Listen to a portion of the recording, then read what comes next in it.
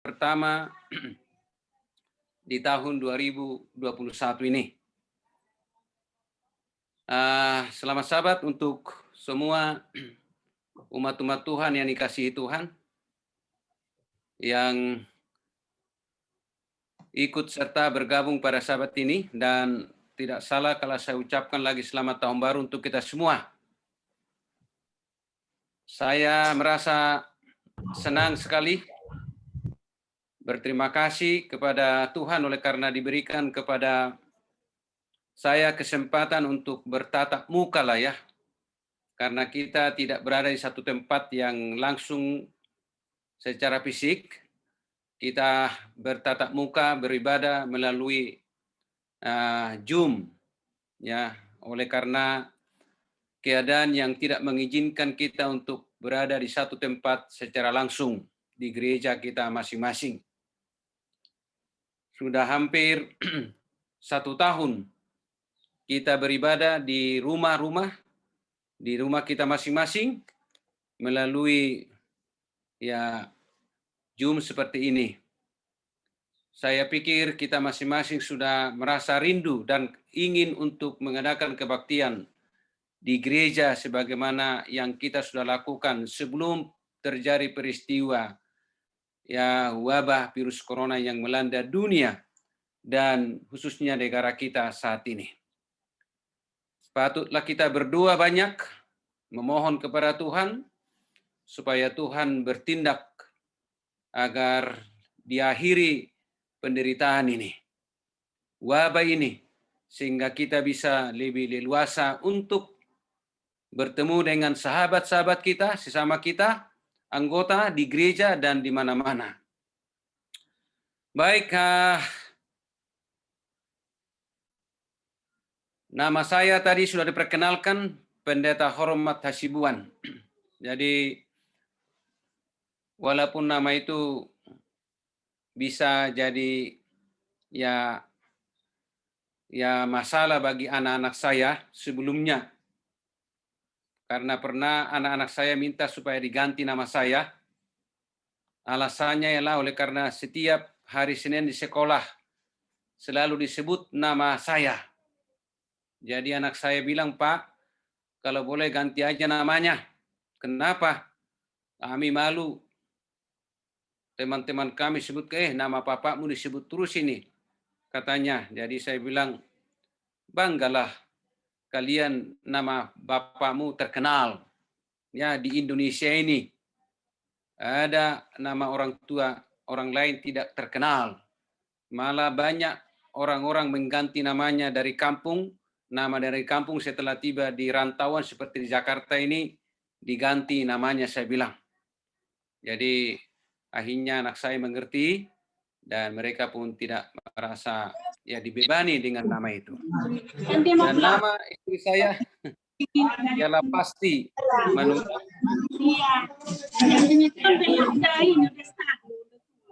Bagaimana kedengaran suara saya?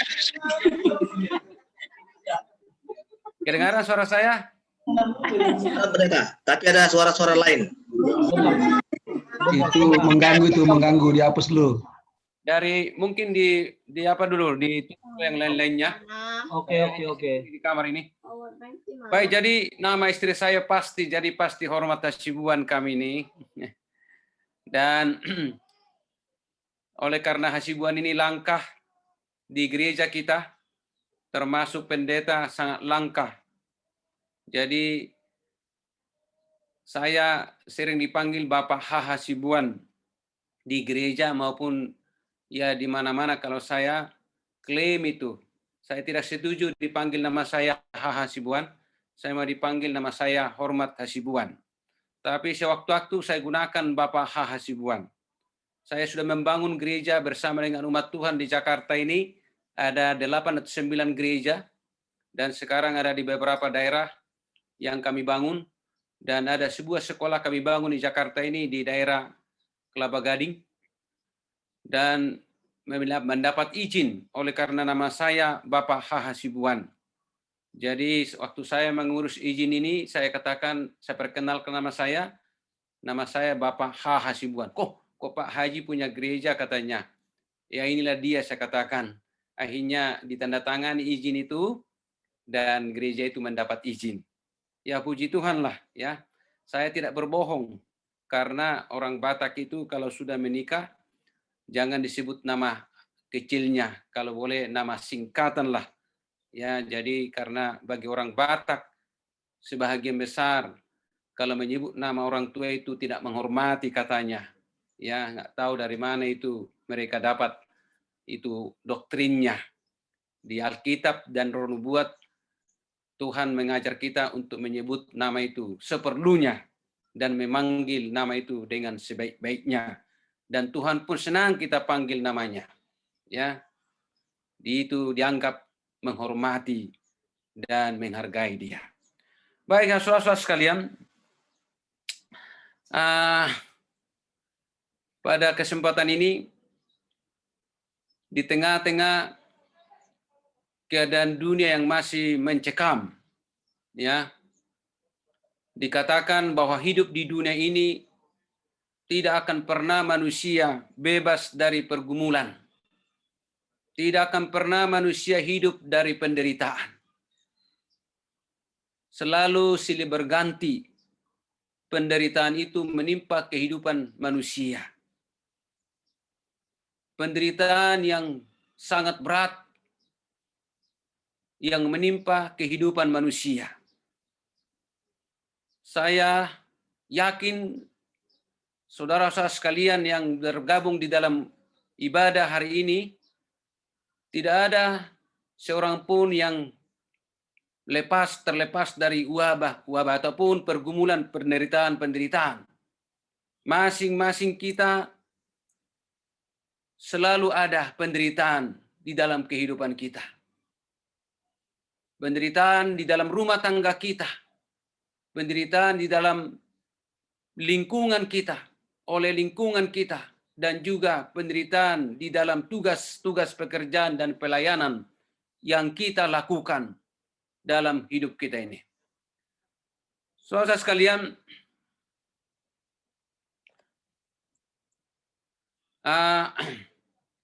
siapapun dia, dimanapun ia berada, apapun keadaannya, apakah dia seorang yang mempunyai banyak harta, apakah dia seorang yang tidak memiliki banyak atau katakanlah miskin, penderitaan pasti ada menimpa kehidupan mereka. Dimanapun kita berada, ke ujung bumi ini pun kita pergi, ada penderitaan. Ya, ada mengatakan di Amerika itu aman, banyak susu dan madu, bahkan dikatakan dekat ke surga katanya. Ya,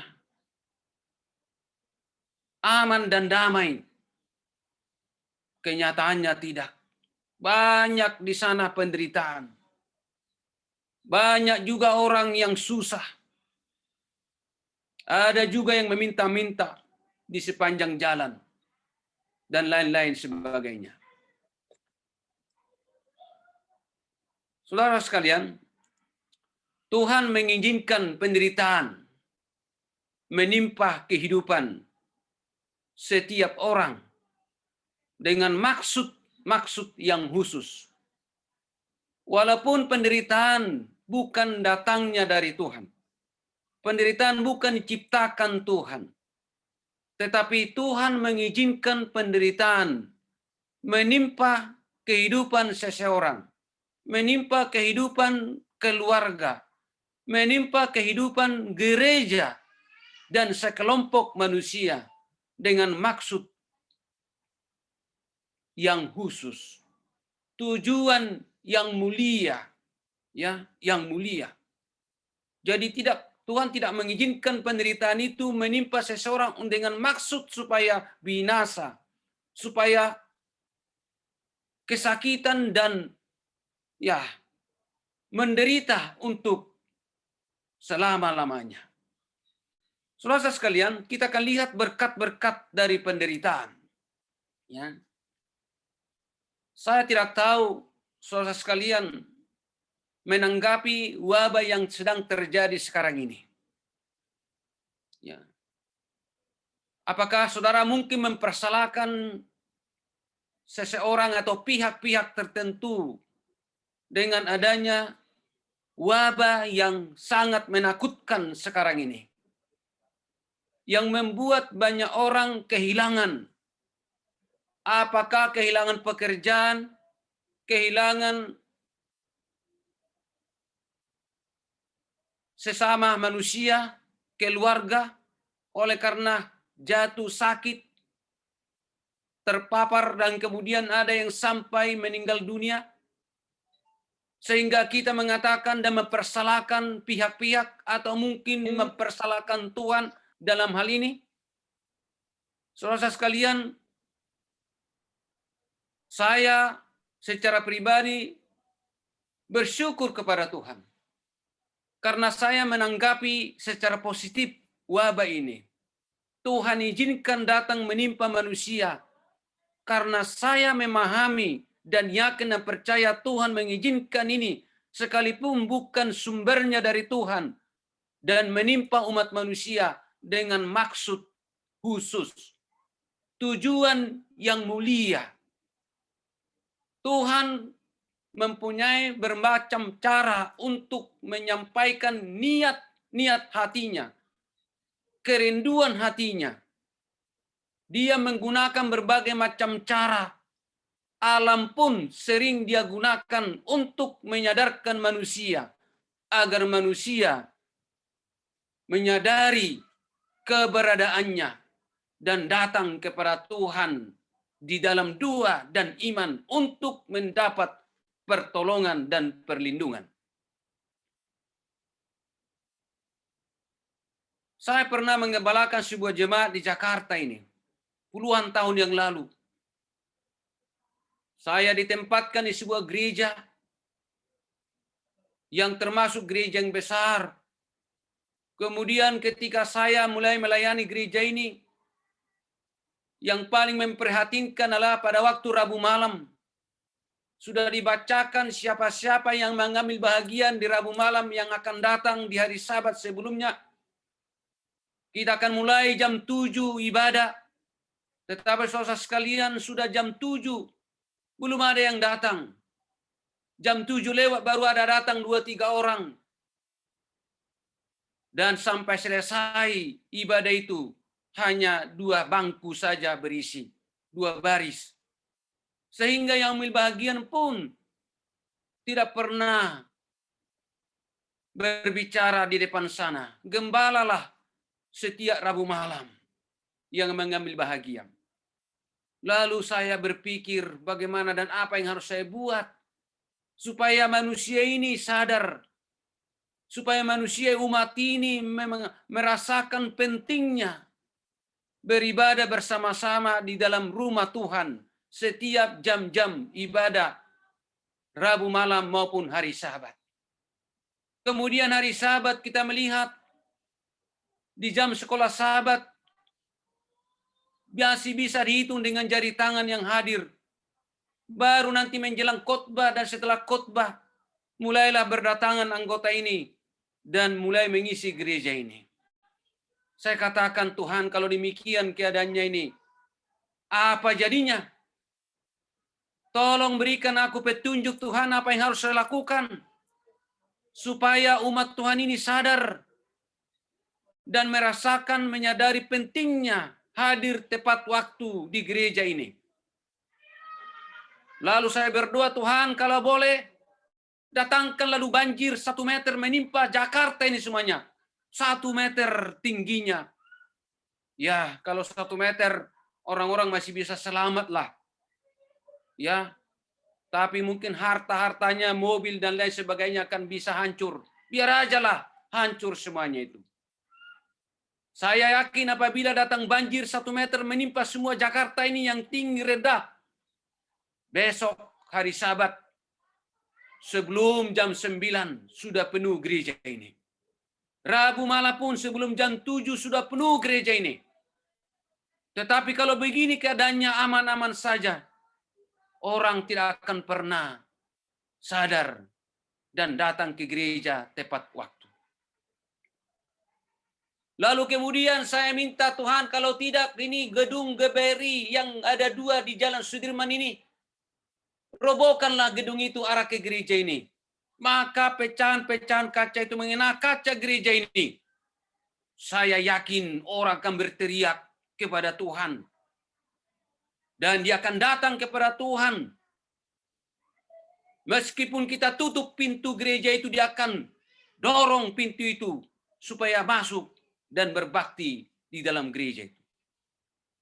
Tetapi saya katakan, Tuhan, bukan kehendakku yang jadi, melainkan kehendakmu yang jadi. Pikiranku bukanlah pikiranmu ya Tuhan. Biarlah kehendakmu yang jadi. Saya katakan ini, kalau berkenan di hatimu, agar umat manusia ini bertobat. Sampai hari ini tidak terjadi itu. Tetapi yang terjadi yang lebih berat, yaitu virus corona 19. Tapi apakah orang menyadari ini, menanggapi ini secara positif?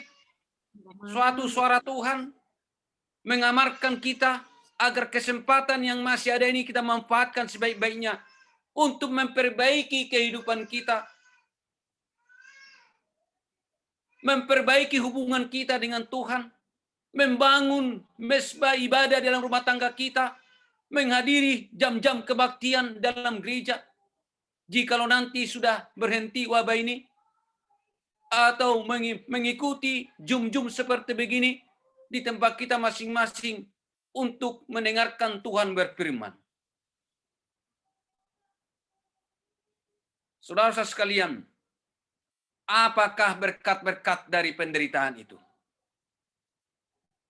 Apakah berkat-berkat dari penderitaan itu? Tidak seorang pun manusia mau ditimpa penderitaan. Tak ada seorang pun manusia di dunia ini,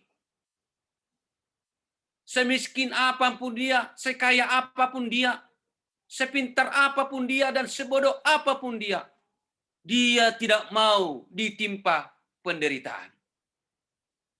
Tuhan tidak pernah merencanakan penderitaan, melainkan rencananya ialah damai sejahtera. Tidak ada di dalam rencana Tuhan dari awalnya, dari sejak awalnya, untuk mendatangkan penderitaan menimpa kehidupan manusia, melainkan adalah damai sejahtera. Kedamaian, itulah rancangan ataupun rencana Tuhan bagi manusia.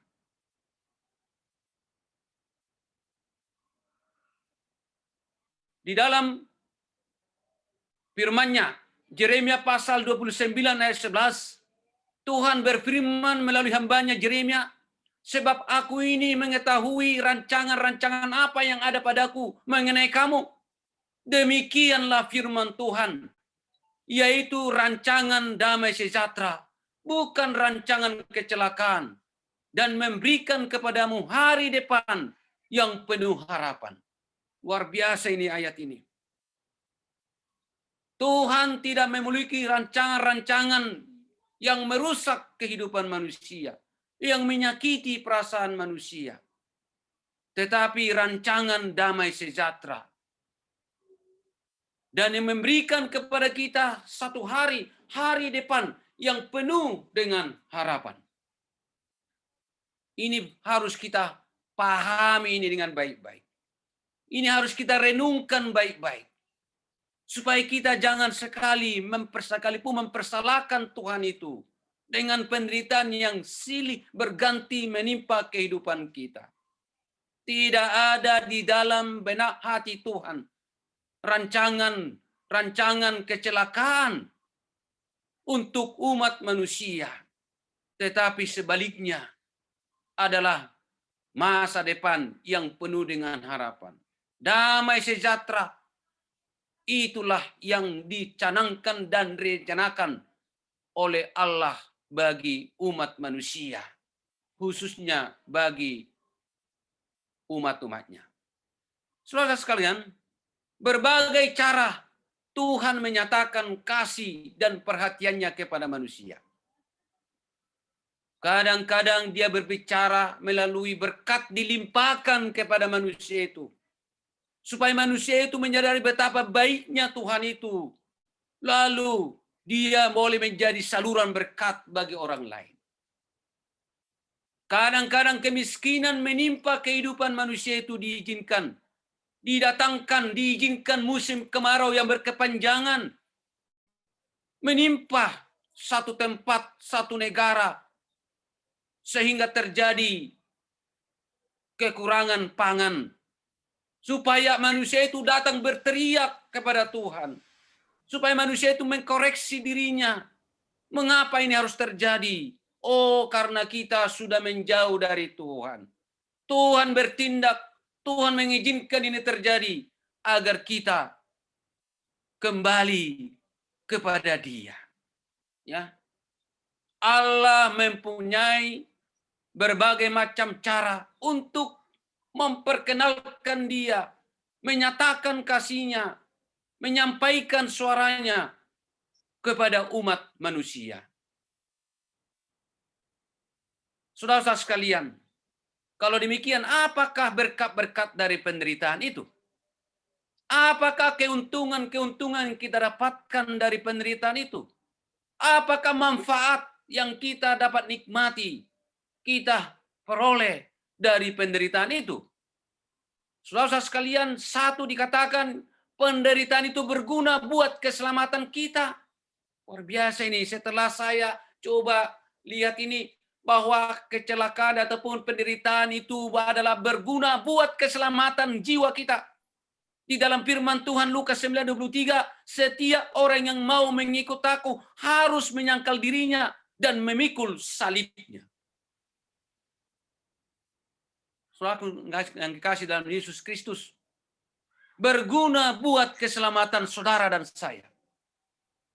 Jadi seharusnya kita bersyukur kalau kita ditimpa oleh satu penderitaan dalam hidup ini. Walaupun kita tidak harus meminta Tuhan, izinkanlah penderitaan kepada kita. Izinkanlah penderitaan menimpa kehidupan saya. Izinkanlah penderitaan menimpa keluarga saya. Tidak harus kita berkata demikian. Tuhan melihat yang terbaik bagi kita. Untuk demi masa depan kita yang lebih cerah. Untuk melihat keselamatan jiwa kita. Apa yang harus Tuhan izinkan terjadi menimpa kehidupan kita. Setiap orang yang mau mengikut aku, kata Yesus, harus menyangkal dirinya. Menyangkal diri. Tetap dan kemudian mengakui Yesus satu-satunya. Allah yang patut disembah. Yang patut diikuti. Saudara sekalian, kalau kita mengaku Yesus Kristus di hadapan orang, akan ada kemungkinan akan berpotensi menimbulkan penderitaan menimpa kehidupan kita. Jadi mengapa sekarang ini kita belum menderita? Karena kita belum berani mengakui nama Yesus Kristus kepada siapapun. Belum kita menyatakan iman kita yang sesungguhnya. Sehingga kelihatannya rasanya damai-damai saja. Tetapi bila mana kita berani menyatakan iman kita, mengakui Yesus Kristus di hadapan siapapun, itu akan menimbulkan penderitaan fisik sementara untuk kita.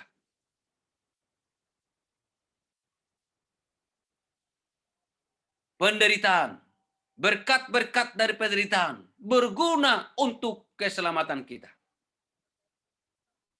Agama yang tidak mengerjakan apapun, tidak memberi apapun, tidak ada biaya apapun, dan tidak menderita apapun, tidak ada nilainya. Coba lihat di sini. Agama yang tidak mengerjakan apapun, yang suam-suam, yang dingin, tidak memberi apapun, tidak berbuat apa, dan tidak ada biaya apapun. Dan tidak menderita apapun. Tidak ada nilai agama itu. Jadi agama harus mengerjakan sesuatu. Agama harus memberi sesuatu kepada orang lain. agama yang harus mengeluarkan biaya untuk misi gereja itu, misi agama itu. Agama harus yang benar-benar akan menderita. Sehingga baru agama itu bernilai. Ya, bernilai. Ya, puji Tuhan. Gereja kita ini sudah mengerjakan bukan hanya sesuatu tetapi banyak hal. Sudah memberikan banyak hal, memperhatikan lingkungan. Ya, sudah mengeluarkan biaya-biaya dari pribadi kita, dari gereja. Dan tapi sekarang pertanyaannya, adakah saudara menderita oleh karena menghidupkan agama saudara sekarang ini? Belum. Adakah ada penderitaan menimpa kehidupanmu dan saya sekarang ini? Oleh karena saudara menghidupkan agama itu? Masih buat dong. Sehingga nilainya besar. Misi Soai mengatakan di dalam buku Yearly Writings halaman 47, kita harus mengambil bagian dari penderitaan Kristus jika kita mau berbagi kemuliaannya. Kita harus ambil dari penderitaan Kristus. Saudara sekalian, kita masing-masing mengetahui penderitaan seberat apa yang dialami oleh Yesus Kristus. Karena dia benar-benar mengakui Bapanya yang di sorga di atas dunia ini. Melakukan kehendak Tuhan Bapanya di dunia ini. Dan melakukan yang baik kepada umat manusia. Saudara sekalian, bukan hanya melakukan yang jahat baru kita menderita. Memang wajarlah orang yang melakukan yang jahat harus menderita. Tetapi orang yang melakukan yang benar di mata Tuhan. Orang yang membawa kabar baik kepada manusia akan juga menderita. Dan inilah yang diinginkan Tuhan. Bukan menderita oleh karena kita jahat. Bukan menderita oleh karena kita curang. Bukan menderita oleh karena kita tidak jujur. Bukan menderita oleh karena kita malas dan lain sebagainya. Tetapi oleh karena kita mengakui Tuhan. Ikut serta menjalankan misi yang dijalankan oleh Kristus di atas dunia ini. Maka kita menderita oleh itu. Lalu dikatakan tanpa penderitaan kita tidak akan mungkin diselamatkan. Ellen White berkata dalam satu testimoni halaman 78, tidak akan ada yang tidak seperti Musa memilih menderita bersama dengan umat Tuhan. Jadi kita harus menjadi seperti Musa, memilih penderitaan bersama dengan umat Tuhan daripada dia duduk di istana sebagai anak raja. Dia tolak itu. Tetapi dia pilih untuk menderita bersama-sama dengan umat Tuhan daripada duduk di istana yang megah sebagai anak raja. Saudara sekalian, inilah hidup beragama itu. Ya, hidup bertuhan itu. Hidup beriman itu harus memilih ikut menderita dengan umat-umat Tuhan. Kemudian kita lihat sini Ibrani 11 ayat 24 25, Musa selamat karena mengalami penderitaan. Karena iman maka Musa setelah dewasa menolak disebut anak putri Firaun.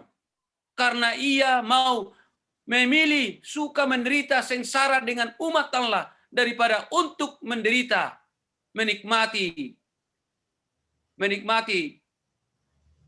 kesenangan dunia, ya.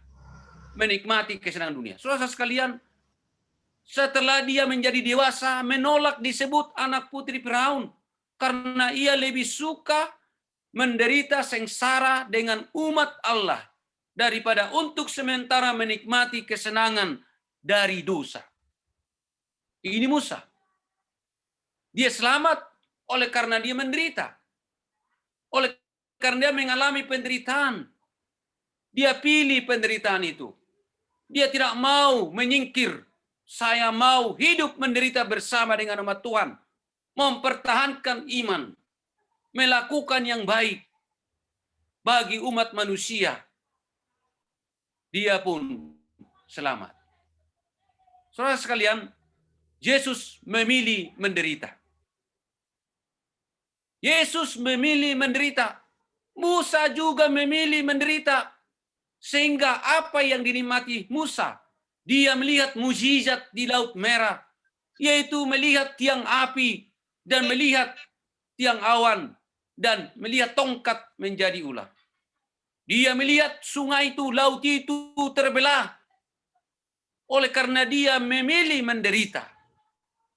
Jadi kalau kita mau melihat mukjizat yang besar seperti yang mungkin dilihat oleh Musa ini, pilih menderita bersama-sama dengan umat Tuhan. Hidupkan agamamu, hidupkan imanmu. Akui Tuhan dalam kehidupanmu di mana saja, dalam situasi apapun. Maka kita akan menderita dan kita akan melihat mukjizat. Seperti yang pernah dilihat dan disaksikan, dinikmati oleh Musa. Sekarang di mana Musa? Musa ada di sorga. Karena ia menderita di dunia ini. Musa bukan lagi di dunia ini. Dia sudah di sorga. Karena dia memilih menderita. Karena dia menderita di atas dunia ini. Di dalam menghidupkan agama. Sementara dia menyatakan imannya. Umat Allah harus mengalami penderitaan. Karena penderitaan dan kesusahan akan menuntun kepada hidup kekal. Saudara sekalian, ini sebutan-sebutan.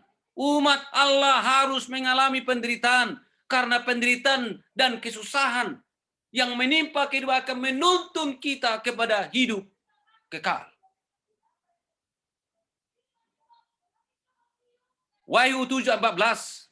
Orang-orang kudus tidak terkecuali. Mereka juga mengalami penderitaan. Orang-orang kudus. Umat-umat Tuhan yang kudus. Yang ada sekarang ini. Yang mungkin sudah berlalu hidupnya. Dan yang akan datang. Umat 144.000 itu akan mengalami penderitaan yang luar biasa.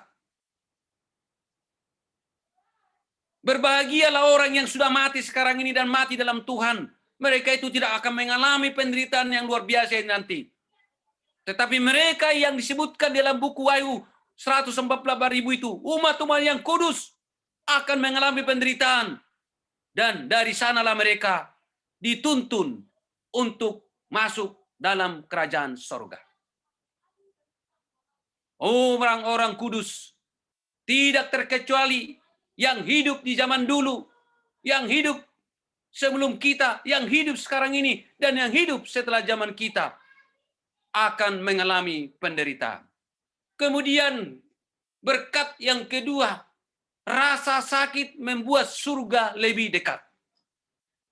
Saudara sekalian, rasa sakit, penderitaan membuat surga lebih dekat. Dalam 1 Tawarik pasal 4:10, Yabes berdoa agar dirinya dilepaskan dari malapetaka. Yabes sangat menderita. Ia akan menikmati surga di mana tidak akan ada penderitaan. Saudara sekalian, boleh saudara baca sejarah perjalanan hidup Yabes ini. Sementara dia menderita oleh karena menghidupkan agamanya, oleh karena dia menghidupkan imannya, dia berdoa berkali-kali agar dia dilepaskan dari penderitaan. Satu penderitaan yang sangat berat. Namun, saudara-saudara sekalian, oleh penderitaan, dia dituntun. Dia mau untuk kehidup yang kekal dan dia merasakan surga itu dekat kepada dia. Kemudian yang ketiga, penderitaan membentuk kita lebih baik. Penderitaan adalah suatu proses.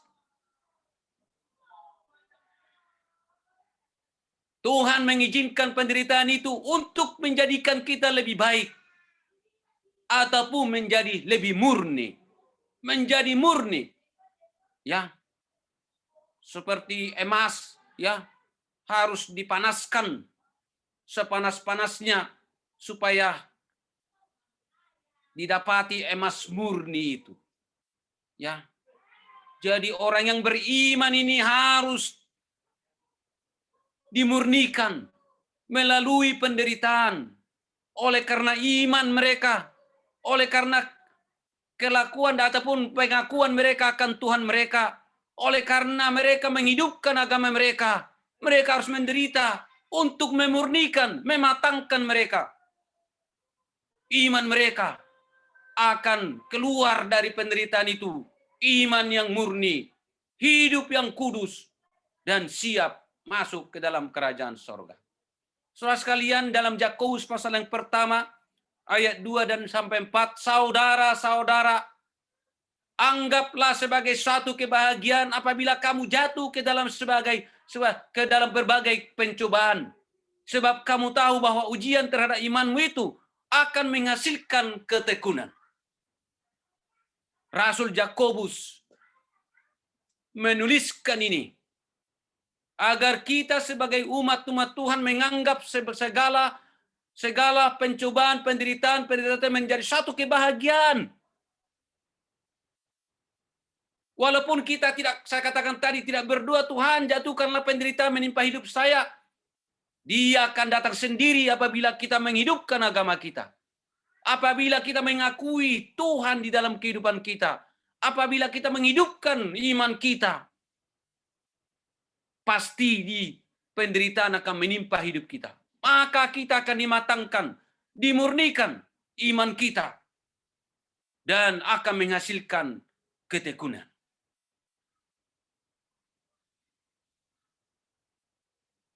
Dunia dipenuhi orang yang berhasil oleh penderitaan.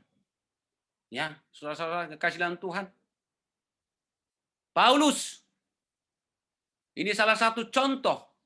Dia menjadi yang besar.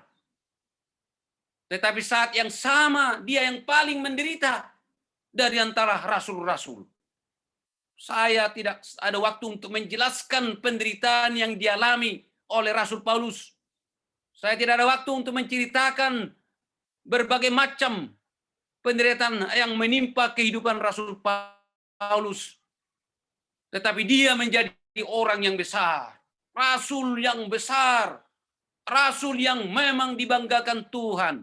Walaupun di saat yang sama dia yang paling menderita dari antara rasul-rasul yang lainnya.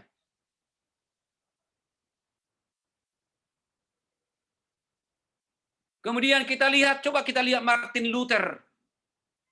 Seorang reformator besar. Dia mengalami penderitaan. Oleh karena dia melakukan perkara-perkara besar. Oleh karena dia menerjemahkan Alkitab ke bahasa lain, ke bahasa mereka. Ke dalam bahasa Jerman misalnya. Tapi dia juga mengalami penderitaan. Ya. Ini Martin Luther. Seorang reformator. Dia mengalami penderitaan yang sangat berat. Oleh karena dia melakukan perkara-perkara yang mulia. Perkara-perkara yang besar di mata Tuhan. Dan dia ditimpa penderitaan. Kemudian kita lihat Beethoven ini menciptakan suatu komposisi musik yang besar meskipun dia menderita tuli. Dia menderita dan tuli. Dia tidak pernah mendengar komposisi musik indah yang dia telah buat itu. Saudara sekalian, luar biasa ini. Ya. Beethoven ini pencipta komposisi musik yang luar biasa. Walaupun dia banyak penderitaan di samping dia tuli. Dan dia tidak pernah menikmati keindahan komposisi musik yang dia telah buat itu. Oleh karena dia tidak bisa mendengar. Fanny Crosby buta sejak ia berusia 6 tahun. penuh dengan penderitaan. Tetapi dia mengatakan, Fanny ini mengatakan, dia menganggap penderitaannya itu merupakan satu berkat. Dia memiliki umur yang panjang, hampir 95 tahun. Dan dia buta total. Tetapi dia berhasil menciptakan 8.000 nyanyian pujian. Satu di antaranya lagu itulah Selamat di Lengan Yesus. Ya, luar biasa ini Fanny ini. Dalam penderitaan yang luar biasa, dia buta total, tetapi dia menganggap penderitaan itu merupakan suatu berkat. Puji Tuhan. Dan dia menciptakan ribuan nyanyian pujian. Ada beberapa di lagu Sion kita yang kita nyanyikan untuk kepujian dan hormat bagi nama Tuhan. Nyanyian yang kita nyanyikan menjadi laguan sukacita dan pengharapan bagi kita. Menguatkan iman kita, pengharapan kita. Yaitu salah satu di antaranya, Selamat di Lengan Yesus. Saudara sekalian, melalui kata-kata lagu itu, saat yang sama dapat menyembuhkan luka hatinya. Dia merasa bahwa Tuhan ada sangat dekat di sampingnya dan mengobati lukanya. Jadi dia baca kata-kata lagu itu walaupun dia tidak bisa dengar. Itu dapat menyembuhkan hatinya, luka hatinya, perasaannya, penderitaannya.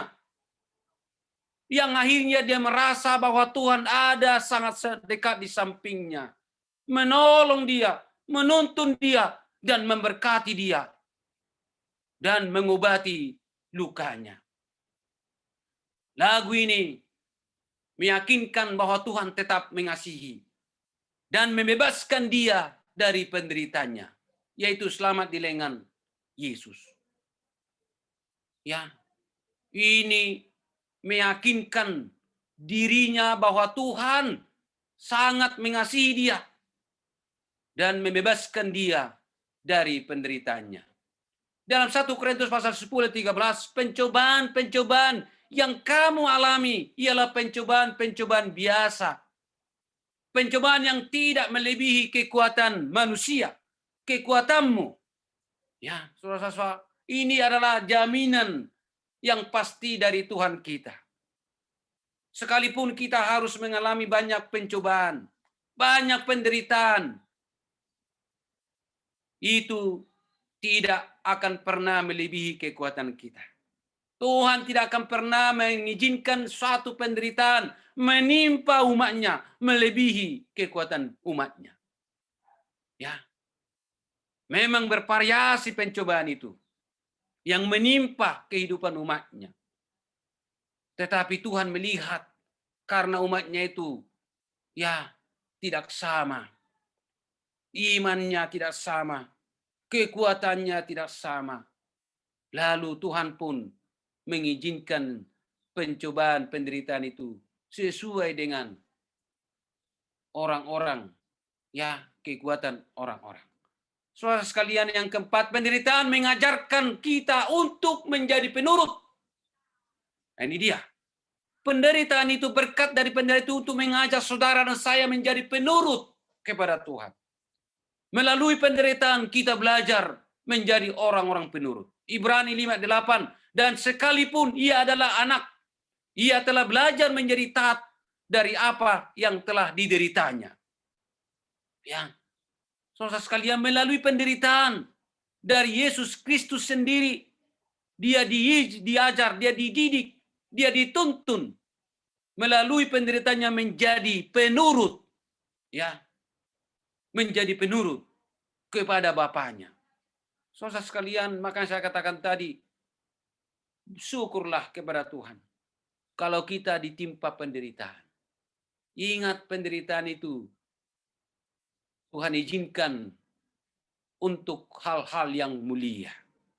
Hal-hal yang menguntungkan kita di mata Tuhan.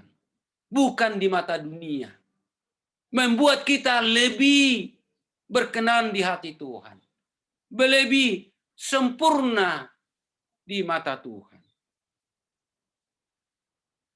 Penderitaan itu mengajak saudara dan saya untuk menjadi penurut kepada firman Tuhan, kepada Tuhan sendiri. Dalam buku Acts of the Apostle, halaman 524, pencobaan adalah bagian dari pendidikan yang diberikan di sekolah Kristus untuk memurnikan anak-anak Tuhan dari sampah keduniawian. Itulah sebabnya Tuhan sedang memimpin anak-anaknya melalui pengalaman yang datang kepada mereka. Pencobaan dan rintangan adalah metode disiplin pilihan Tuhan. Saudara sekalian, Tuhan sudah memilih ini dari dulu. Cara memimpin, mendidik, mendisiplin umat-umatnya. Dia izinkan datang penderitaan menimpa umatnya. Makanya saya katakan tadi dari awal dari pendahuluan, siapapun kita, dimanapun kita berada, apapun posisi kita, tidak akan pernah lepas dari penderitaan. Tuhan memilih ini caranya untuk mendidik, mendisiplin anak-anaknya. Di sekolah Tuhan. Jadi kita sedang berada di sekolah Tuhan sekarang ini. Dan kita sedang dididik dengan cara Allah sendiri. Ya, yang tidak perlu kita pertanyakan. Karena Tuhan telah memilih yang terbaik. Caranya untuk mendidik, mendisiplin saudara dan saya. Agar kita menjadi dewasa. Ya, menjadi layak di mata Tuhan dan beriman kepadanya. Tuhan sesungguhnya dapat meluputkan saudara dan saya dari penderitaan. Tetapi kadang-kadang dia membiarkannya terjadi karena membuat saudara dan saya menjadi murni. Ya, hanya gampang untuk Tuhan untuk melindungi kita dan menjauhkan kita dari penderitaan-penderitaan. Tetapi dia tidak lakukan itu. Karena itu sudah dia pilih yang terbaik untuk membuat kita menjadi murni. Menjadi benar di mata Tuhan. Menjadi layak sebagai umat-umat Tuhan. Saudara-saudara, jika bersungut dan putus asa dalam penderitaan, kita tidak menerima berkat. Tetapi yang kita dapatkan sebaliknya. Tetapi kalau kita tabah dan memuji dia, kita menguatkan orang lain. Berkat buat kita sendiri. Saudara sekalian, tidak perlu dan tidak boleh bersungut. Kalau dengan jujur-jujur saja sekarang kita mengakui bahwa kita sedang mengalami penderitaan. Tetapi masalahnya sekarang, apakah saudara bersungut-sungut? Apakah saya sedang bersungut-sungut sekarang ini? Mungkin juga. Tetapi firman Tuhan pada siang hari ini mengajak kita agar kita jangan sampai bersungut-sungut, bahkan jangan sampai putus asa oleh penderitaan yang menimpa kehidupan kita, melainkan harus makin semangat dan makin dewasa supaya kita dapat menerima berkat, bukan sebaliknya. Dan boleh juga kita akan menjadi berkat bagi orang lain, sesama kita, lingkungan kita, di tengah-tengah gereja kita, dan di mana saja. Dan di mana saja. 3 kali Paulus meminta kepada Tuhan agar Tuhan menyingkirkan penderitaan dan penyakit dari dalam tubuhnya. Tetapi Tuhan tidak mau lakukan itu. 2 Korintus 12 ayat 9. Tetapi jawab Tuhan kepadaku, kata Rasul Paulus, cukuplah kasih karuniaku bagimu, sebab justru dalam kelemahanlah kuasaku menjadi sempurna. Sebab itu terlebih suka aku bermegah atas kelemahanku, supaya Kristus turun menaungi aku. Saudara sekalian, kalau kita didatangi oleh penderitaan, kalau Tuhan mengizinkan penderitaan menimpa saudara dan saya, Tuhan pun datang lebih dekat di samping kita. Kasih karunia-Nya akan dilimpahkan bagi kita untuk menolong kita, memberikan kepada kuasa dan kekuatan untuk melewati semuanya, untuk mengalahkan semuanya itu. Kristus turun di samping kita untuk menolong kita, menguatkan kita. Dia tidak akan pernah tinggalkan kita dan dia pergi jauh. Tetapi dia semakin mendekat kepada kita. Karena dia tahu siapa saudara. Dia tahu siapa saya.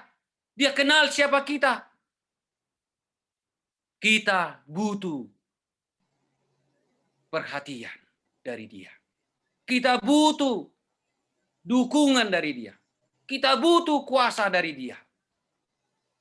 Tuhan mengizinkan penderitaan menimpa kita untuk membersihkan saudara dan saya dan memurnikan kita seperti emas yang dimurnikan. Ya. Jadi Tuhan mengizinkan penderitaan. Dengan kata bahasa kita membutuhkan penderitaan agar kita dibersihkan, agar kita dimurnikan seperti emas yang dimurnikan. Yakobus 1:12, berbahagialah orang yang bertahan dalam pencobaan. Sebab apabila ia sudah tahan uji, ia akan menerima mahkota kehidupan yang dijanjikan Allah kepada barang siapa yang mengasihi dia. Saudara sekalian, ini kata berbahagia yang kita mau simak hari ini. Mari kita pegang baik-baik. Berbahagialah orang yang bertahan dalam penderitaan, dalam pencobaan. Jadi kita harus akan berbahagia. Apabila kita bertahan, yang kita dapatkan adalah kebahagiaan. Sebab apabila ia sudah tahan diuji, maka dia akan layak menerima mahkota kehidupan yang kekal, yang telah dijanjikan Allah kepada saudara dan saya, kepada masing-masing kita, yang sungguh-sungguh mengasihi dia. Sungguh-sungguh menghidupkan agama kita. Sungguh-sungguh menghidupkan iman kita. Dan sungguh-sungguh mengakui Yesus Tuhan kita di mana saja, kapan saja, dan dalam keadaan apapun. Saudara sekalian, tidak perlu takut. Kita tidak perlu takut karena kita akan mengalami ini. Dan bersyukurlah kepada Tuhan. Kalau ada sekarang ini penderitaan yang kita sudah jalani, mungkin berbulan-bulan, mungkin bertahun-tahun. Tuhan belum ambil itu. Tuhan belum angkat karena Tuhan masih melihat kita mampu dan itu membawa untung bagi kita. Mendekatkan diri kita kepada Tuhan. Mungkin ini virus corona ini tidak akan bersihkan. Belum. Barangkali masih bisa 1 tahun lagi, 2 tahun lagi, 3 tahun lagi. Karena dilihat ada untungnya datangnya virus ini secara rohani. Walaupun kita tidak bisa berkumpul di gereja secara fisik, berbakti seperti sekarang ini, hari Sabat. Tetapi harus melalui virtual. Karena dengan adanya virus ini, banyak orang membaca Alkitab lebih banyak. Lebih banyak orang berdoa. Lebih banyak orang mengikuti ibadah-ibadah. Banyak ibadah-ibadah sekarang ini melalui Zoom. Sepanjang hari. Sampai kita mungkin kehilangan waktu untuk bekerja. Oleh karena mengikuti, ada seminar-seminar, ada pelajaran-pelajaran rohani. Tuhan melihat, puji Tuhan. Tuhan melihat dia keadaan kita. Dia melihat, wah, masih mungkin. Jadi mungkin akan dikasih panjang ini virus corona ini. Ya. Tapi ada jalan keluarnya bagi kita. Ikuti protokol kesehatan. Ya. Ya, kalau tidak nanti kita manfaatkan ini sebaik-baiknya, saya takut Tuhan akan datangkan yang lebih parah lagi. Akan kena virus udara ini, kita hirup udara ini dimanapun kita. Tidak harus tertular dari seseorang, tetapi udara ini penuh dengan virus. Lalu kita hirup, langsung kita batuk-batukan. Dan sakit, dan sulit bernapas. Bagaimana kira-kira? Saudara sekalian, tetapi kalau kita memanfaatkan kesempatan ini, ya, yang kita rasa dan kita anggap bahwa keadaan sekarang ini adalah menyakitkan perasaan kita. Ya. Tetapi kita manfaatkan untuk lebih memperbaiki hubungan kita dengan Tuhan. Maka Tuhan pun akan hentikan. Karena dia lihat umatnya sudah berubah. Sudah dimurnikan. Ya. Dan mereka sudah layak untuk mendapatkan kehidupan yang kekal. Kiranya Tuhan memberkati kita. Kiranya firman Tuhan yang kita dengarkan yang singkat ini oleh pertolongan Roh Kudus kita akan dibuat lebih sempurna, dituntun kepada keselamatan, dimurnikan seperti emas, dan layak menerima hidup yang kekal. Adalah doa dan harapan kita masing-masing. Amin. Amin. Terima kasih kita ucapkan kepada hambanya Pendeta Hasibuan yang sudah menyampaikan firman Tuhan pada kita. Baik, kita akan mendengarkan lagu tutup dari Pondok Ranci. Kami persilakan. Pondok mana? Pondok Ranci. Pondok Ranci. 20%. Bah, ini sampai akhir ini. Ini serteri dia putu-putunya.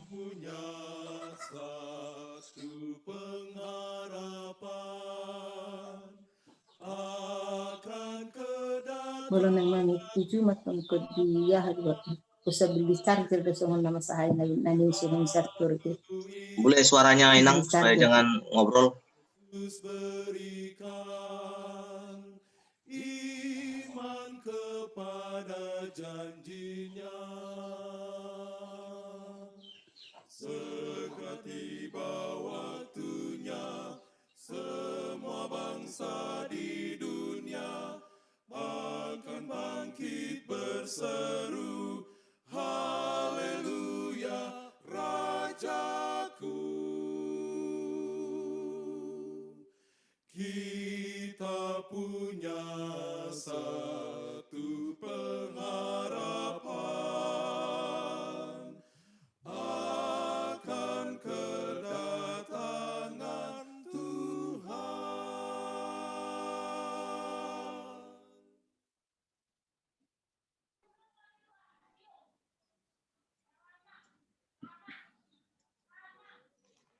Ya, doa tutup kami persilakan yang disampaikan oleh hambanya Pendeta Hasibuan. Baik, mari kita bersatu di dalam doa. Tuhan Allah, Bapa kami dalam sorga, Bapa yang baik, Tuhan yang kami puji siang dan malam, di akhir seluruh rangkaian ibadah kami pada jam khotbah yang kudus dan suci ini, kami seluruh umat Tuhan yang tergabung di dalam Zoom ini ya Bapa, datang menghampiri hadirat-Mu, mengucap syukur dan terima kasih, dan memuji memuliakan nama-Mu yang ajaib serta menyembah Engkau. Oleh karena Tuhan sangat mengasihi kami dan memberikan kepada kami kesempatan untuk beribadah kepada-Mu ya Bapa, melalui nyanyian, doa, dan firman Tuhan yang kami telah nikmati. Semoga Tuhan Engkau berkenan dengan ibadah kami ini menjadi satu persembahan yang sangat berharga di hati Tuhan. Dan jadikanlah ini menjadi berkat rohani. Meteraikanlah Tuhan ini di dalam hati kami melalui kuasa Roh Kudus-Mu. Agar kami dapat dikuatkan ya Bapa. Karena kami selama hidup di atas dunia ini, siapapun kami Tuhan, apapun keadaan kami dan dimanapun kami berada, pasti kami akan mengalami penderitaan-penderitaan. Justru semakin iman kami dikuatkan. Justru semakin kami makin mendekat kepadamu Tuhan.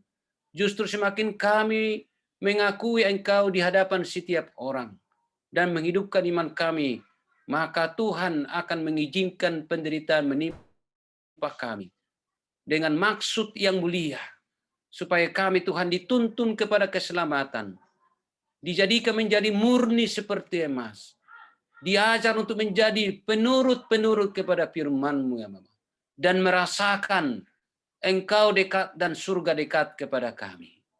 Tuhan tolonglah kami supaya kami memiliki pemahaman yang sempurna dengan seluruh pengalaman hidup kami. Pengalaman hidup kerohanian kami dengan segala penderitaan di dalamnya ya Bapa. Walaupun kami berdoa Tuhan jauhkan penderitaan daripada kami. Tetapi sesungguhnya Tuhan sudah memilih cara ini untuk mendidik kami, untuk mempersiapkan kami, untuk mendewasakan kami, dan mematangkan kami dan memurnikan kami ya Bapa. Tuhan juga berjanji bahwa Tuhan tidak akan pernah mengizinkan penderitaan menimpa kehidupan kami melebihi akan kekuatan kami. Dan ketika Engkau mengizinkan terjadi, Tuhan semakin dekat kepada kami untuk menolong kami, memberikan kami kekuatan ya Bapa untuk melewati semuanya itu bersama dengan Engkau. Terima kasih Bapa. Kami serahkan seluruh hidup kami kepadamu ya Bapa. Terimalah kami sebagaimana kami ada. Tuhan memberkati engkau dan melindungi engkau. Tuhan menyinari engkau dengan wajahnya dan memberi engkau kasih karunia. Tuhan menghadapkan wajahnya kepadamu dan memberi engkau damai sejahtera. Kasih dari Yesus Kristus. Damai sejahtera dari Allah Bapa. Dalam persekutuan Roh Kudus yang menyertai engkau dari saat ini sampai Maranatha. Yesus datang yang kedua kali. Di dalam nama Yesus Tuhan dan Juru Selamat kami telah berdoa. Amin.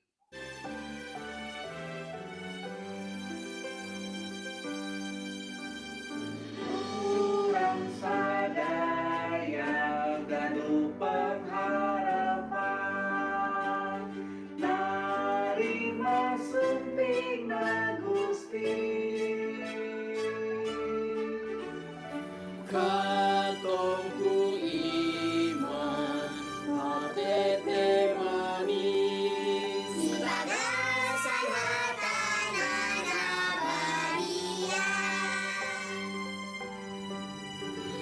So sekarang DP waktu semua bangsa di dunia Panggilan surah-surah puji Tuhan.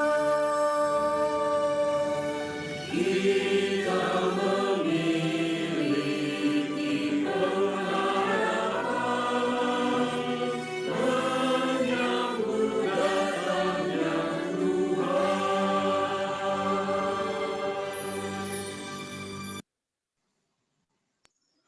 Amin. Baiklah, demikian ibadah kita pada hari Sabat yang kudus ini dan sahabat yang diberkati. Dan kita sudah awali dengan berkat-berkat yang sudah disampaikan oleh hamba Tuhan di awal tahun 2021. Baik, saat ini kita akan kembalikan kepada Pendeta Sony Situmorang. Baik, terima kasih atas pelayanan Pendeta Hasibuan dan seluruh panelis.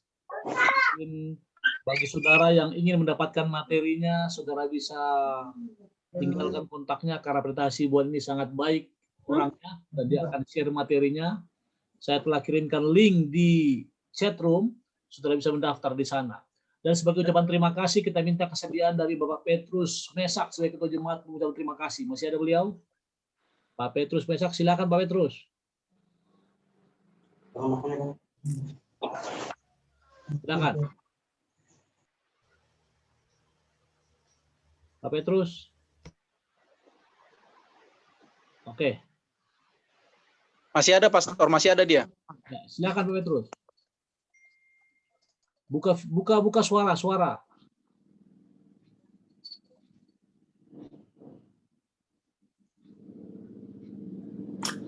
Masih belum kedengaran, Pak. Di unmute, Pak. Tidak kedengaran. Pak Pet, suaranya Pak Pet. Belum kedengaran. Tahu nggak sih mana si Gerald? Ya, udah.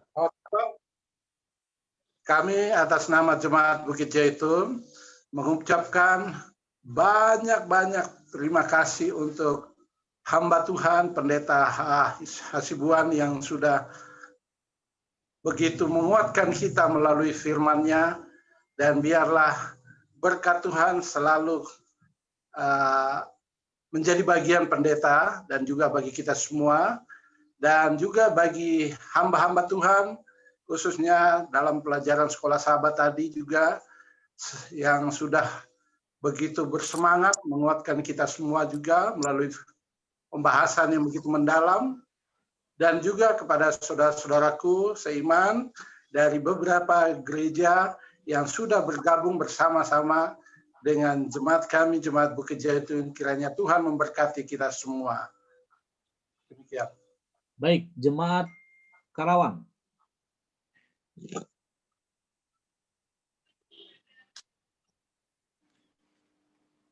Baik, karena mungkin semuanya, jadi sekali lagi atas nama gabungan jemaat, kami mengucapkan terima kasih Pastor Hasibuan. Tuhan berkati kita, selamat tahun baru.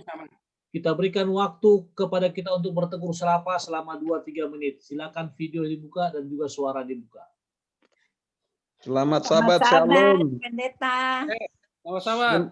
Terima kasih Pendeta Hasibuan. Luar biasa, sangat dikuatkan. Selamat Sabat. Kita semuanya rantuk dan